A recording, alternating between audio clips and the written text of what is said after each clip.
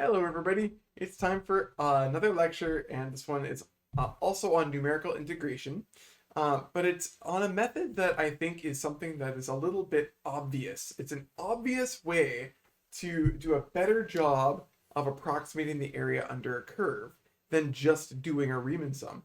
And it's a way that, I don't know, I say it's obvious because it's kind of been in front of your face. It's just using a little bit of what you know about basic geometry, literally using formulas that you have seen since you were, probably in grade 6. It's not that hard at all. It's pretty powerful for what it is. We're going to be talking about trapezoid rules today. So let's jump into that. So the trapezoid rule, it puts a bit of a spin on the concept of a Riemann sum. The reason I start this section, a lot of courses will just talk right about trapezoid rule to begin with without talking about Riemann sums to start. But I think that trapezoid rule is a really natural place to begin this conversation. Or sorry, that Riemann sums are a natural place to start the conversation because trapezoid rule is really just the same thing, just using a different shape than rectangles. Why use rectangles when other shapes might do a better job? That's really what this comes down to. The trapezoid rule, well, uses trapezoids rather than rectangles, so you get a much better fit. Just watch this for a second. I'm gonna put in a random shape here, like that. Okay, my domain of integration. Let's say it's a to b right here, and let's divide this up into like 4 different subintervals there. If I use Riemann sums, that means I'm going to pick a point in each one of these intervals. I'm going to find a rectangle that's that high, and I'm going to add up those 4. But with trapezoid rule, what I instead do is I determine the heights of trapezoids by drawing at each node up until I get to the function. Up until I get to the function. Up until I get to the function. Up until I get to the function. And up until I get to the function. And you see, rather than make them rectangles and draw straight across, I'm going to connect the heights together. So the first one is this trapezoid. It's a trapezoid. See, I didn't really draw that very well, but it's something like this. The second one would be like this. The third one would be like this. And the fourth one would be like this. Like, look at it hugs the curve so much better when I'm just not using constant functions over each one of those subintervals, but instead some sort of linear function, something that joins the 2 endpoints there, and that doesn't create a rectangle. That makes a trapezoid because I have 2 parallel sides and then 2 non-parallel sides. That's the definition of a trapezoid. And there's an easy way to calculate the area of these things. You may not remember what that is, but I promise you it's not hard, and you'll probably remember as soon as I remind you of what it is in a little bit. So this is kind of what the scheme looks like. I think I redraw this in a page. So here's the scheme. It largely resembles the scheme for Riemann sums. First, create a partition P. So you take your domain of integration. So let's remind ourselves that this here, the A and the B, this is just our domain of integration that tells us exactly where to draw these shapes. You're dividing it into n subintervals.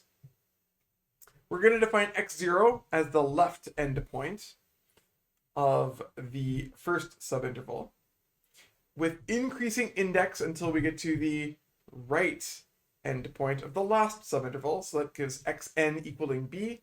So right, if you have n subintervals, there should be n plus 1 nodes, and that goes from 0 through to n. That should make some sense. And we're going to create a trapezoid over every single one of those intervals. And they're going to join the 2 different heights at the nodes, that is f of xi minus 1 and f of xi, for each pair. And then what we do is after we find the area of each one, we add them up. That's all. Add up the areas of n trapezoids. And so the big question is, go back to grade 6 or grade 5 or whenever it is that you do the areas of things. How do you calculate the area of a trapezoid? Well, it's there on the next page, but let's just remind you. It's not hard. A trapezoid, especially like the ones that we're talking about here, it's the average It's the average of this rectangle here. That's a terrible rectangle. And this rectangle here, right? That's not magical. The fact is that the only difference between the two is this triangle, and a triangle is half of a rectangle. So it makes perfect sense that what we have here as a trapezoid is going to be, well, this rectangle plus half of the remainder of what makes up the rest of it, and that would be the average of those two shapes. And we know how to calculate the areas of rectangles. You take the average of the areas of the two. That means you're going to be taking like a base times a height and a base times a height, but you use the two different side lengths, and you end up dividing by 2, something like that. So here's a nicer drawing here. Suppose we have a trapezoid with width h and parallel sides of length p and q, or height p and q, whatever you want to call it. The area is given by, that's what this is, right? A half HP plus a half HQ. Or think of it as HP plus HQ over 2, the average of the two, right? That's what this is. And HP is just the area of the big rectangle. HQ is the area of the smaller one. Divided by 2, you get that average. So that's what it is. We're going to apply this to our scheme. So that means the trapezoid between the nodes xi minus 1 and xi will have area of 1/2 h. Okay, so we're going to assume that the distance between each of the adjacent nodes is h. So this is going to, maybe I'll write this in green because it's a little bit of a tip. There is a little bit of an assumption there because if you have uneven nodes for whatever reason, you'd have to adjust this a little bit. But so it's going to say, assuming that the distance between each pair of adjacent nodes is h. H double factorial. Okay, so it's going to be half h, and then the distance, we need the heights there, and it's given by the function evaluated at each of those nodes. So it's going to be f of xi minus 1 plus f of xi. Just like that. So that's what it is. No problem so far. Pretty straightforward. You've now remembered one of the formulas from your grade 5, math class as well. Okay, considering the integral though, we're going to build a formula that calculates the necessary area over the whole domain of integration. Okay, so to illustrate, consider the case where we are approximating that area by using just 2 trapezoids of equal width h. Okay, so let's think about this. If we have x0 equals a, x1, the one in the middle, and x2 equals b on the side, we could draw a little picture here. There's no problem in that. It'll be cute if we go like this, or stereotypical little drawing of a function, a random function there. There's going to be maybe our a, there's our b, and there's our x1 right there. So I'm going to write x0 equals a for the first one, and x2 is the rightmost endpoint. If we have just 2 rectangles, or 2 trapezoids rather, we're going to be adding together this trapezoid, and then this one right there. That was not good. Let's try that again. Straight up, and then down. So something like that. Okay, not perfect, but that's what it is. Okay, we have equal width h between each one. So we have an h there, and we have an h here. And of course, the heights here are going to be f of x0, f of x1, f of x2. So what we're going to obtain is the area of the two. The area of the 2 trapezoids added together. So area of trapezoid 1 plus area of trapezoid 2. I'm being a little bit like, you might be like, oh my god, eye roll, let's turn the speed up higher on this video so we can watch this bore fest in 50% increased speed. But there's a reason I'm doing this. Deriving this, the formula for trapezoid rule generally is a little bit weird, and I want you to see it with your eyes. Let's put it together.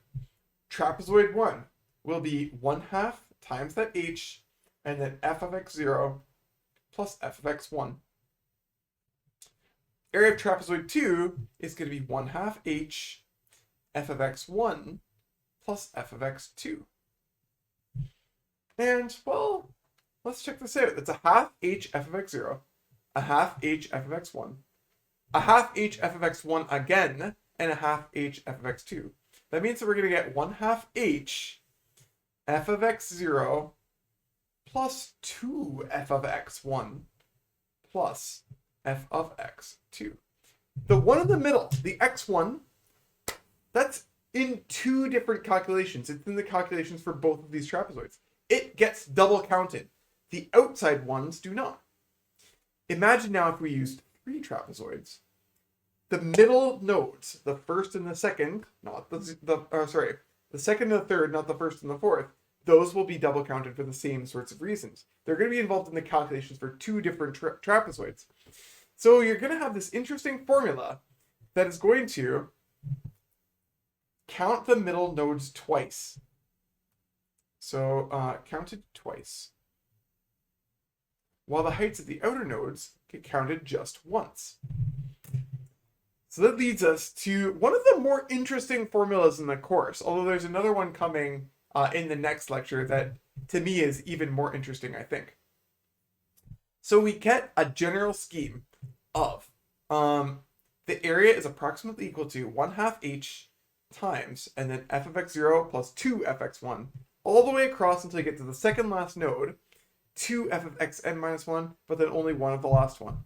And that gives you a really good approximation of the integral, way better than a Riemann sum would. Cool, eh? All right, so let's do an example. Use the trapezoid rule and a uniform partition of 5 subintervals to estimate the value of ERF of 2. ERF of 2, what was that? We need to go to 2 lectures ago. Let's think about this for a second. So, thought cloud, how much do we remember from 2 lectures ago? ERF of 2 is equal to, what was it again? Oh yeah, it was 2 over root pi. And then we go the integral from 0 to 2, right? This number there is the same as that number there, because it's 0 to x and an x there usually. And then it's going to be e to the minus t squared dt. So if we want to estimate this value, I guess that means we want a way to evaluate this integral. So i.e. approximate the involved integral.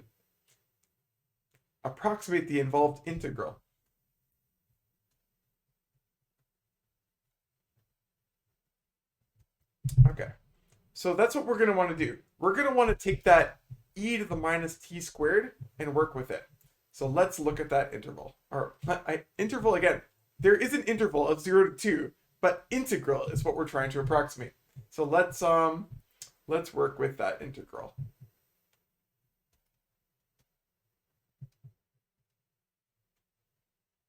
Okay, so we're going to do this. Integral 0 to 2 e to the minus t squared dt is approximately equal to, this could be trapezoid rule that's going to happen here. Let's think about this for a second.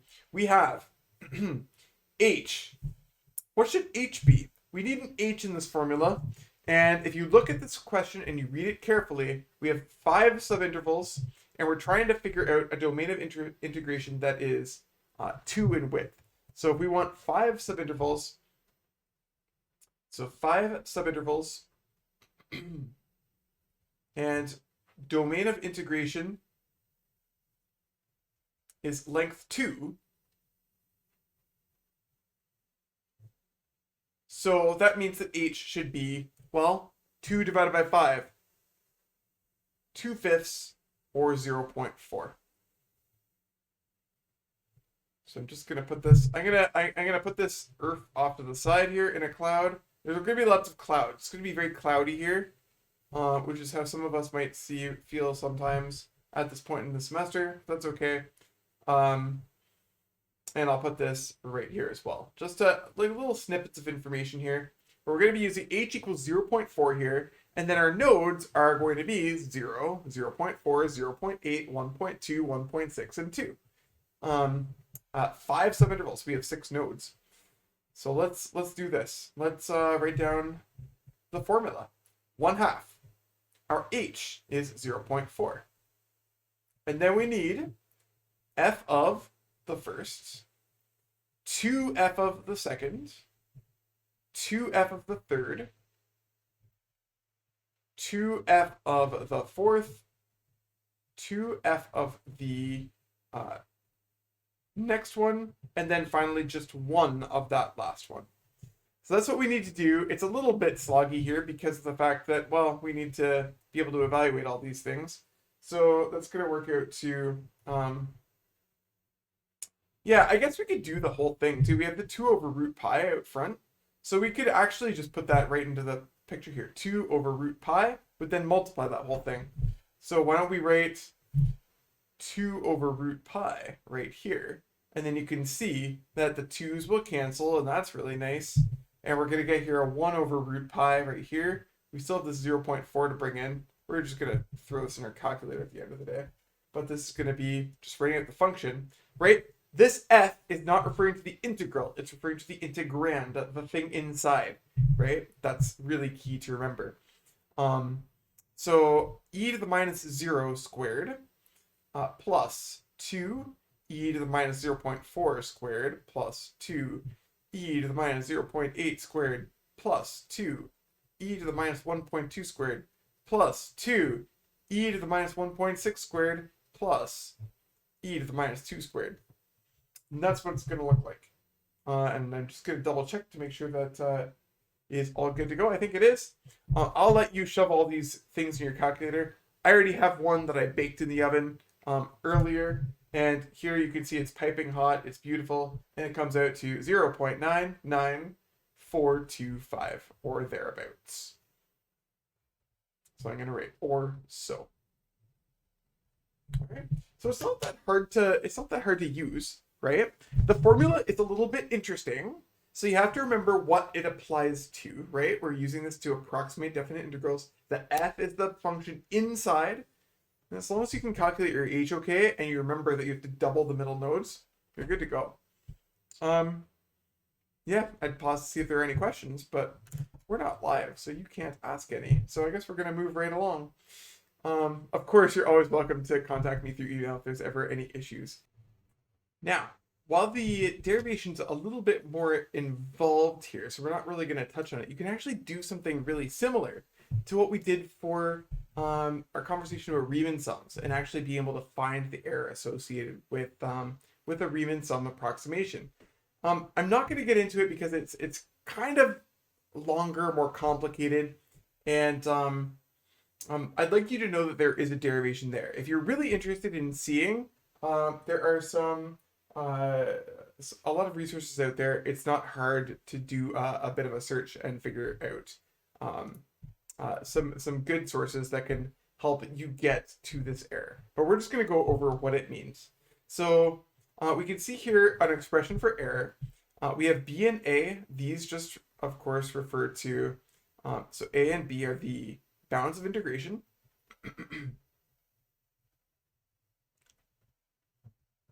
Of course, n in this whole conversation has been the number of subintervals.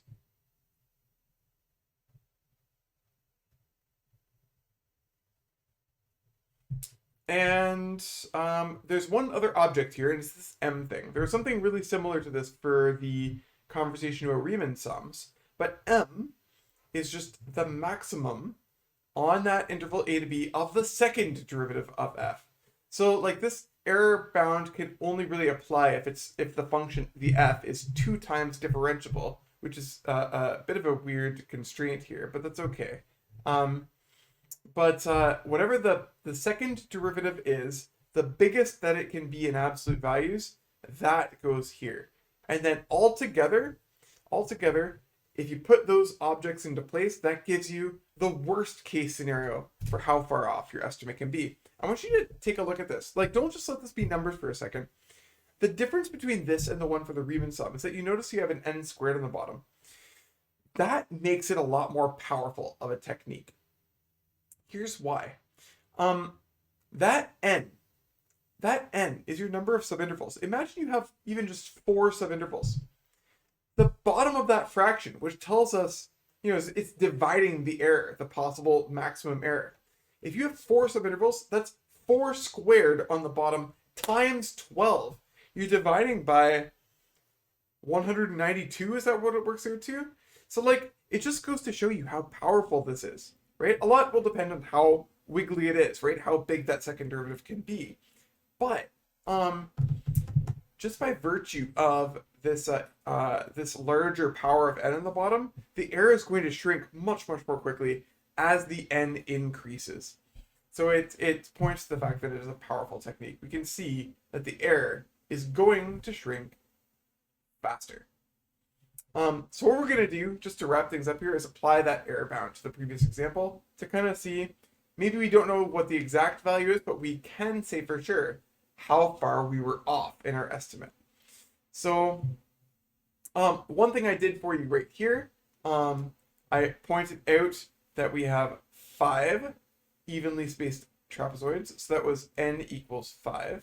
We have ERF of 2, which made it so that A was equal to 0 and B was equal to 2. So we have that piece of information, and I've given you the m here. That would be like a crazy optimization problem, right? Find the maximum of the second derivative of a function, and that's something you could do with first year calculus, but I've given it here to you. The maximum of the magnitude of the second derivative, notice that I multiplied by 2 over root pi in front, because that's what the error function has in front of it, is equal to 4 over root pi. So this is going to be the m that we use. Really, the m is probably just the a 2 or something like that, right? Because this is a 2 over root pi. I'm multiplying the whole integral that I've kind of factored into this. So the m, the error bound is the error bound of the integral, but then the integral had a 2 over root pi in front, so that's just an extra factor that's coming in. So we'll just use that as the m here, and it's fine. And let's just apply the formula. Our error is going to be less than or equal to, and it would be that 4 over root pi, and we get b minus a is nothing more than 2, so 2 cubed, and the bottom is 12 times n squared. We had 5 subintervals, so it's 5 squared like this. And I don't know, if you want to work that out, you can. I guess I didn't do it in advance, so I'd have to kind of work out the math right here. But 2 cubed is 8 times 4 is 32. And on the bottom is a 5 squared is 25. Times 12 is going to be 300 root pi. And 32 is divisible by 4. 300 is divisible by, that's 8 over 75, I think. That's scary. That was just mental math. I don't want to have to reshoot this video, I already made a mistake in the last one. 8 over 75 root pi. I think that's what it turns out to be. That's as bad as it can get. So our estimate has to be really close. Think of it. The square root of pi is 1.5. 75 times that. Oh, it's more than 1.5. It's 1.8 or something, or 1.9. 1.9 times 75 is 140 or something. 8 or we're already within hundredths at the worst case scenario of the right answer. And so we can kind of see how this comes together.